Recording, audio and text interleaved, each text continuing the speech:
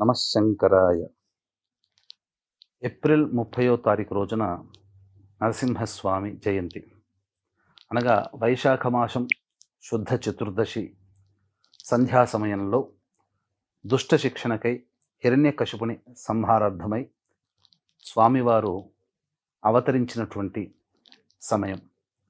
కాబట్టి ఈ రోజున ప్రధానంగా కుజదోషముతో బాధపడేటువంటి వాళ్ళు, వివాహం కాక ఇబ్బందులు పడేటువంటి వాళ్ళందరూ కూడా ఈ రోజున చేయాల్సినటువంటి చిన్నపాటి పూజా విధానాన్ని గురించి తెలియజేస్తాను.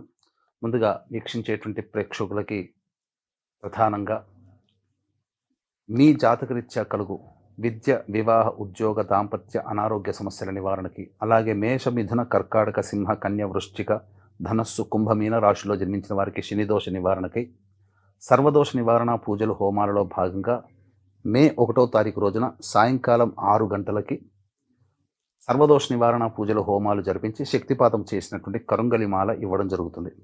అవకాశం ఉన్నటువంటి వాళ్ళు మే 1వ తారీఖు సాయంకాలం 5 గంటల లోపల స్క్రీన్పై కనిపిస్తున్న నెంబర్కి కాంటాక్ట్ చేసి మీ గోత్రనామాదులు నమోదు చేసుకోవచ్చు.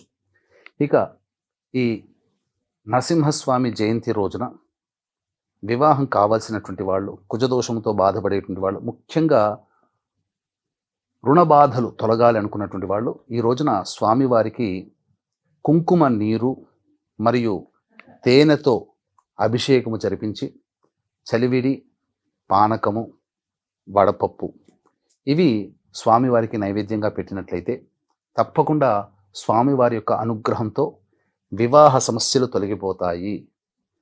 విశేషంగా అవకాశం ఉంటే లక్ష్మీ నరసింహస్వామి వార్ల కళ్యాణాన్ని జరిపించండి ఈ రోజున.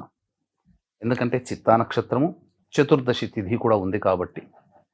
అలాగే ప్రధానంగా లక్ష్మీ నరసింహస్వామి కరావలంబ స్తోత్రాన్ని ఒక 108 సార్లు వీలైతే మీరు పారాయణం చేయండి. లేదు ఇంకా మాకు సమయం ఉంది అనంటే ఈ రోజున ఓం వజ్రనఖాయ విద్మహే తీష్ణదంగస్ట్రాయ ధీమహి తన్నో నారసింహ ప్రచోదయాత్ అనే ఈ యొక్క గాయత్రి మంత్రాన్ని 1008 సార్లు పఠించండి. ఈరోజు ఉపవాసం ఉండే ప్రయత్నం చేయండి.